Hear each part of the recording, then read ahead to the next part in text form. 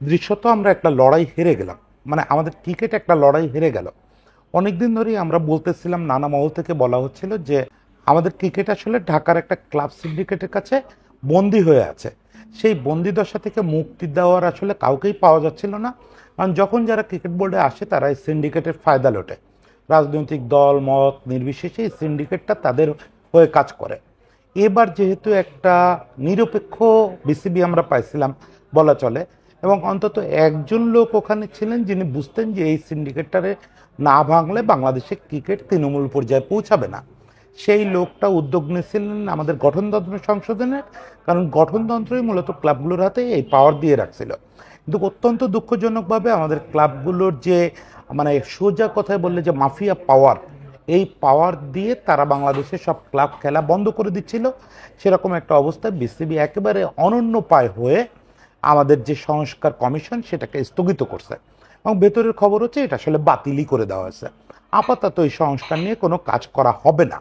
তার মানে আপাতত আমরা ধরে নিতে পারি যে আমাদের সংস্কার আর হচ্ছে না, ক্লাব সিন্ডিকেট আপাতত আর ভাঙা হচ্ছে না, এভাবেই চলবে। আসলে কি হলো ভেতরে ঘটনাটা, কেন সংস্কার থমকে গেল এবং কেন এটা বাতিল হলো, এবং এরা আদৌ কি কোনো পরিণতি পাবে কিনা সেটা একটু ছোট্ট করে বলি। দেখেন, আমাদের ক্রিকেটের একটা বড় সমস্যা, যেটা আমি একাধিক কন্টেন্টে আপনাদের বলছি, যে সিন্ডিকেট কি করে। একদম তৃণমূল পর্যায়ের ক্রিকেট থেকে শুরু করে জাতীয় দল সব কিছু ক্ষতিগ্রস্ত হয় এই সিন্ডিকেটের কারণে। কারণ একটা না পারা খেলোয়াড় এদের চাপের কারণে এদের দলে থাকলে অনেক বেশি রান করে ফেলে, অনেক বেশি উইকেট পায়, আম্পায়ারদের সুবিধা নিয়ে পাতানো ম্যাচ খেলে সে চলে যায় জাতীয় দলে। যোগ্য ছেলে পেলেগুলো পারফর্ম করতে পারে না, আম্পায়াররা তাদের আউট দিয়ে দেয়, আম্পায়াররা তাদের ভালো ডেলিভারিটায় আউট ঘোষণা করে না, ফলে যোগ্য ছেলেপেলেরা জাতীয় দলে যেতে পারে না। এই যে ক্রাইসিস, এই ক্রাইসিসটা শুধু এইটুকুতে না, এটুকু আমি আসলে বললাম টেলার হিসাবে, যে ন্যাশনাল টিমে কী প্রভাব ফেলে।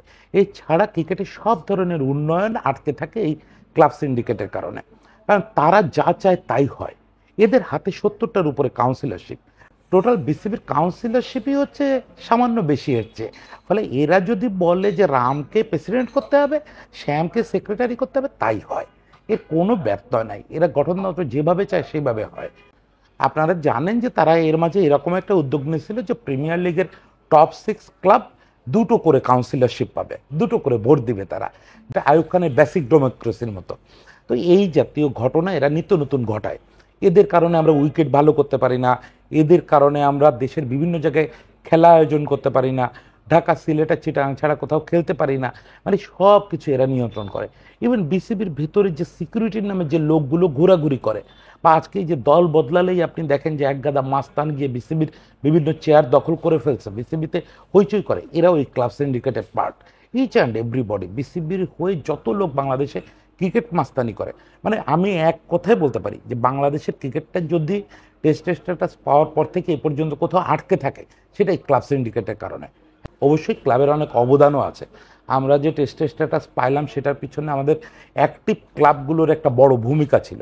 কারণ আমাদের দেশে তো শুরু থেকে ক্লাব ক্রিকেটই সবচেয়ে শক্তিশালী, ফলে তাদের অবশ্যই একটা বড় ভূমিকা আছে। ঢাকার ক্লাব ক্রিকেটের সেই ভূমিকা অস্বীকার করা যাবে না। সেই সোনালি দিন পার করে তারা এখন সিন্ডিকেটবাজি ছাড়া কিছুই করে না। এখন এটা করে কিসের জোরে? এটা করে তারা গঠনতন্ত্রের জোরে। কেন? ঢাকার যে ক্লাব ক্রিকেট, এটার প্রথম যে 4টা ডিভিশন, অর্থাৎ premier division, first division, second division, third division, এই 4টা ডিভিশনের সবগুলো ক্লাব আমাদের এখানে একটা করে কাউন্সিলরশিপ পায়। কাউন্সিলরশিপ মানে হচ্ছে তাদের একটা করে ভোট আছে বিসিবি নির্বাচনে। এই ভোটটা খুব গুরুত্বপূর্ণ। অন্যদিকে আপনি ঢাকার বাইরের কথা যদি ভাবেন, ঢাকার বাইরের সিটিগুলোতেও তো লিগ হয়। অন্তত 8টা যে বিভাগীয় শহর, সেখানে তো লিগ হচ্ছে। সিলেটে তো দুর্দান্ত লিগ হতো একসময়, অর্জুনা রানাতুঙ্গা, অরবিন্দ ডি সিলভা থেকে শুরু করে জিম্বাবুয়ের ক্রিকেটাররা পর্যন্ত সিলেট লিগে খেলতো। সেই সময়টা আমরা নষ্ট করছি। এর বাইরে অনেক জায়গায়, চিটাং, ময়মনসিংহ, বিভিন্ন জায়গায়, খুলনায় ভালো ভালো লিগ হয়। কিন্তু এই লিগগুলোর কোনো প্রতিনিধিত্ব আছে আমাদের বিসিবিতে? একদমই নাই।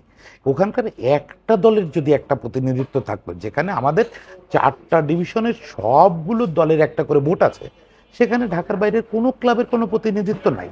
ঢাকার বাইরের কি প্রতিনিধিত্ব আছে? শুধু জেলা ও বিভাগীয় ক্রীড়া সংস্থার একটা করে ভোট আছে। কারণ দেখেন, জেলা ও বিভাগীয় ক্রীড়া সংস্থা কোনোভাবেই ক্রিকেটের প্রতিনিধিত্ব করে না। অনেকবার আমরা বলছি যে আঞ্চলিক ক্রিকেট সংস্থা করেন, ভোটটা তাদের হাতে থাক। আঞ্চলিক ক্রিকেট সংস্থার হাতে একাধিক ভোট থাকতে পারে। এবং সবচেয়ে জরুরি হচ্ছে এই বিভাগীয় শহরগুলোতে অন্তত আমি তো মনে করি 64টা জেলায় আসলে কাউন্সিলরশিপ থাকা উচিত ক্লাবগুলোর। ওই জেলার যে লিগ চ্যাম্পিয়ন হবে তার একটা ভোট থাকা উচিত, তাহলে সব জায়গার প্রতিনিধিত্ব আসবে। সেটা কিভাবে কাজ করবে এটা আরেকটা কন্টেন্টে বলছি, যে যখন দেখবে যে আমার জেলার চ্যাম্পিয়ন হইলে আমি একটা ভোট পাবো বিসিবিতে, কাউন্সিলর হতে পারবো, তখন ওখানকার দল করার জন্য বড় লোকের মধ্যে কম্পিটিশন হবে। যে একটু যদি 10 লাখ টাকা খরচ করে একটা দল করা যায়, সেটা দিয়ে চ্যাম্পিয়ন হতে পারি। চ্যাম্পিয়ন হতে পারলেই তো একটা ভোট, একটা ভোট মানে তো বিরাট গেম, আপনি গেমে জিতে গেলেন। ফলে ভোটটাকে ছড়ায় দিতে হবে, ভোটটাকে আপনার জেলা পর্যায়ে পাঠাতে হবে। সেই উদ্যোগটা নিছিল আমাদের এই সংস্কার কমিটি, মানে নাজমুল আবেদিন ফাহিমের নেতৃত্বে যে গঠনতন্ত্র সংশোধন কমিটি করা হয়েছিল, তারা এরকম কিছু উদ্যোগ নিছিল। একই সঙ্গে তারা বিসিবি ডিরেক্টর কমানোর উদ্যোগ নিচ্ছিল। ক্লাব প্রতিনিধি হিসাবে ডিরেক্টর যত যায় এখন অনেক বেশি যায়, এত ডিরেক্টর ক্লাব প্রতিনিধি হিসাবে থাকার কথা না, অন্যান্য প্রতিনিধি হিসাবে বেশি আসবে, ঢাকার বাইরে থেকে আসবে, সেই সব পদ অ্যাডজাস্ট করা হচ্ছিল। ফাইবারে দুর্দান্ত একটা সুপারিশ করতে যাচ্ছিলেন। এনিহাও এই জিনিসটা লিক হলো। লিক হওয়ার পরে আমাদের সিসিডিএমভুক্ত যে ক্লাবগুলো, মানে ওই যে ঢাকা লিগের যে ক্লাবগুলোর কথা বললাম, এই ক্লাবগুলো একটা বৈঠক করলো, মানে বিদ্রোহের মতো করলো, করে তারা বলল যে এই সংশোধন কমিটি যদি বাতিল না করা হয় এবং ফাহিম ভাই যদি পদত্যাগ না করেন, তারা আর লিগ খেলবে না। সত্যি সত্যি ফার্স্ট ডিভিশনের খেলা তারা বন্ধ করে দিল। এরপর বিসিবি প্রেসিডেন্ট দলগুলোর ক্যাপ্টেনের সঙ্গে বসলেন, বসে বললেন যে আমরা তোমাদের জন্য ফিল করতেছি, তোমাদের বছরের এই একটা মাত্র আয়, এটা নষ্ট হয়ে গেলে তো আসলেই তোমাদের জন্য বিপজ্জনক। আসলে বিসিবি এখানে নিরুপায় হয়ে পড়ছিল। বিসিবি বলতে আমি ফারুক ভাই আর ফাহিম ভাইয়ের কথা বলতেছি। কেন বলতেছি সেটা আরেকটা মিনিট পরে বলতেছি। কারণ ফাহিম ভাই ফারুক ভাই এখানে নিরুপায় হয়ে গেছিল। কারণ ওদের হাতে যেহেতু ওই যে বললাম মাফিয়ার মতো শক্তি, তো আপনার 4টা ডিভিশন তাদের হাতে, ফলে 4টা ডিভিশনে খেলা একটা বছর বন্ধ করে দিলে অলমোস্ট 1000 খানেক ক্রিকেটার না খেয়ে মরবে। সবাই হয়তো না খেয়ে মরবে না, এদের অনেকের অন্য আয় আছে, কিন্তু এই 1000-এর ভিতরে 800 ক্রিকেটার কার্যত খেলা ছেড়ে দিতে বাধ্য হবে। তাদের সংসার চালানোর কোনো উপায় নাই, একমাত্র ক্লাব ক্রিকেটই ভরসা। ফলে এই বিরাট সংখ্যার ক্রিকেটারের পেট চলবে কিভাবে, এই দুশ্চিন্তা থেকেই আসলে ফারুক ভাই এবং ফাহিম ভাইকে মেনে নিতে হলো যে গঠনতন্ত্রের সংস্কার আমরা আপাতত করব না। তারা বলছেন এটা স্থগিত করা হলো, তারা হয়তো পুনর্বিবেচনা করবেন। এখন বলছেন যে ক্লাবের সঙ্গে বসবেন, বসে সাজেশন নিয়ে নতুন করে সংস্কার করবেন। কিন্তু প্রথম আলো বলতেছে যে তাদের সোর্স বলতেছে যে এটা আসলে বাতিল হয়ে গেছে, আর কোনো সংস্কারের উদ্যোগ এই বোর্ড নিবে না। এখন কথা হচ্ছে, একটু আগে আমি বলছি যে ফাহিম ভাই আর ফারুক ভাই বিপদে পড়ছে, তাহলে বাকিরা কি বিপদে পড়েনি? এই বোর্ডে তো আরও অনেকজন ডিরেক্টর এখনও আছে, সবাই তো পালায় যায় নাই, তারাও তো একটা রোল প্লে করতে পারতো। বিশেষত একজন ডিরেক্টরের কথা আমি জানি যে উনি যদি ঠিকমতো হুঙ্কার দেন, উনি যদি বলেন যে সবগুলো ক্লাবে যদি একটা ঝাড়ি দেন যে তোমরা এসব বেশি বুঝো না, গঠনতন্ত্র সংস্কার হবে, বাংলাদেশে কোনো ক্লাব প্রতিনিধির সাহস নাই এরপরে আর কথা বলার। কারণ উনি আসলে এই সিন্ডিকেটকে কিভাবে থামাইতে হয় এবং কিভাবে চালাইতে হয় দুটোই ভালো বোঝেন। এই বোর্ডে উনি আছেন, এই বোর্ডে অনেকগুলো গুরুত্বপূর্ণ ওয়ার্কিং কমিটি গতকালকে উনি বুঝে পাইছেন। ওই ভদ্রলোককে যদি আসলে পেতেন ফারুক ভাইয়ের পাশে, মানে এই সংস্কারের পক্ষে যদি উনি থাকতেন, তাহলে নিশ্চিত এই সংস্কারটা হতো। একদম আমি নাম না বলে যা যা ইঙ্গিত দিলাম তাতে আপনাদের বোঝা উচিত যে বাংলাদেশে একটা শীর্ষ ক্লাবের কর্মকর্তা, এবং বাংলাদেশে যখন যে সরকার যে বোর্ড গঠন করে সেই বোর্ডে উনি খুব গুরুত্বপূর্ণ পদে থাকেন। উনি একাই চাইলে এই পরিস্থিতি নিয়ন্ত্রণ করতে পারতেন, সবগুলো ক্লাবকে ধমক দিয়ে থামায় দিতে পারতেন যে না, সংস্কার হবে, গঠনতন্ত্র সংস্কার হবে। কিন্তু উনি সেটা করেননি। কেন করেননি? কারণ হচ্ছে ক্লাব সিন্ডিকেটের অন্যতম সুবিধাভোগী হচ্ছেন উনি। আমি ওনাকে একাকে চিহ্নিত করতেছি না। এই বোর্ডে যারা পালায় গেছে, যারা আছে, যারা পদত্যাগ করতে বাধ্য হয়েছে, এর শতকরা 90% এই সিন্ডিকেটের সুবিধাভোগী। মানে এই সিন্ডিকেটের বাইরে বের হওয়াটা একটা বিপ্লব করার মতো, একটা বিপ্লব করতে হবে আমাদের। খুব দুঃখজনকভাবে সেটা করা গেল না। আমরা ভাবছিলাম যে ফাহিম ভাই এই বৃদ্ধ বয়সে যেমন রাস্তায় নেমে একটা ফ্যাসিজমের বিরুদ্ধে রুখে দাঁড়াচ্ছিলেন, সেখান থেকে বাচ্চাদের সঙ্গে মিলে একটা বিজয় আনছেন, ফাহিম ভাই বোধহয় ক্রিকেটেও একটা বিজয় এনে দেবেন। দুর্ভাগ্যজনকভাবে সেটা ফাহিম ভাইকে করতে দেওয়া হলো না। এখানে আমার একটা অপরাধবোধ আছে, যে কারণে আমি এই যে থাম্বনেল লিখছি যে এই পরাজয় আমাদের, কারণ হচ্ছে আমরা আসলে ফাহিম ভাইদের সাপোর্ট দিতে পারলাম না। দেখেন, এইখানে পাবলিক এবং মিডিয়ার একটা রোল প্লে করার সুযোগ ছিল। কেবল আমরা এই আলোচনাটা শুরু করছিলাম।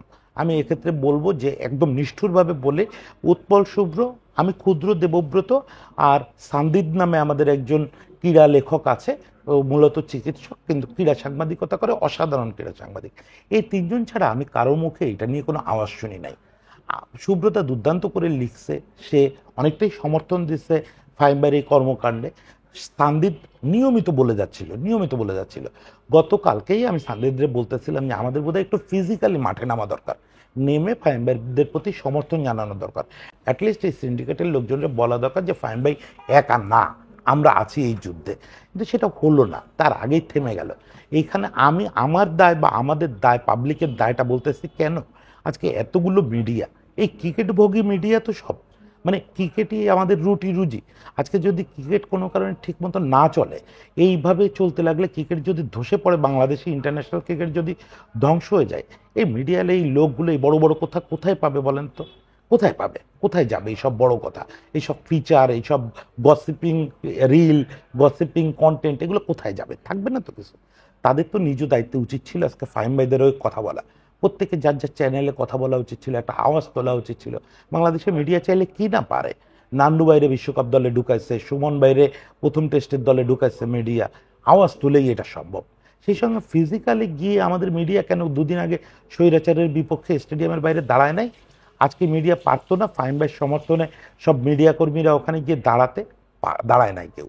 মিডিয়ার কথা বলি কেন, আমাদের সুশীল সমাজ যারা ক্রিকেট নিয়ে এত ভালো বোঝেন, এত কিছু করেন, আমি জানি এই গভর্নমেন্টে অন্তত 3জন লোক আছে যারা পার্সোনালি আমার সঙ্গে ঘনিষ্ঠ এবং যারা ফিল করে যে এই ক্লাব সিন্ডিকেট ভাঙতে হবে।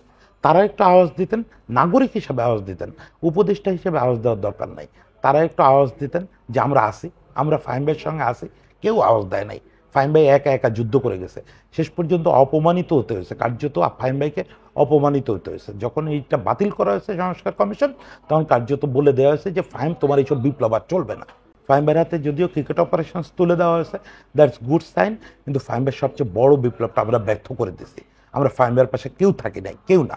এই জন্য ফাহিম ভাইয়ের কাছে হাত জোর করে ক্ষমা চাচ্ছি। তবে আমি এখনও স্বপ্ন দেখি, স্বপ্ন ছাড়া বাঁচবো কী করে। আমি এখনও স্বপ্ন দেখি যে কোনো এক সময় কোনো কেউ ফাহিম ভাইয়ের পাশে এসে দাঁড়াবে। হয়তো ফাহিম ভাই সেদিন থাকবেন না, এই ফাহিম ভাইয়ের হয়ে নতুন লড়াইটা সে লড়বে, এই সিন্ডিকেটটা ভেঙে দিবে এবং বাংলাদেশের ক্রিকেটকে সত্যি সত্যি নিজের পায়ে দাঁড় করাবে। সেদিন আমাদের বিসিবিতে জেলা পর্যায়ের ক্লাবগুলোর প্রতিনিধিত্ব থাকবে, প্রথম শ্রেণীর ক্রিকেটারদের প্রতিনিধিত্ব থাকবে, প্রথম শ্রেণীর দলগুলোর প্রতিনিধিত্ব থাকবে, এমনকি বিপিএলের দলগুলোরও প্রতিনিধিত্ব থাকবে। সেইটা না হবে সার্বজনীন বাংলাদেশ ক্রিকেট বোর্ড। সার্বজনীন বাংলাদেশ ক্রিকেট বোর্ডের অপেক্ষায় থাকলাম। সবাইকে শুভেচ্ছা।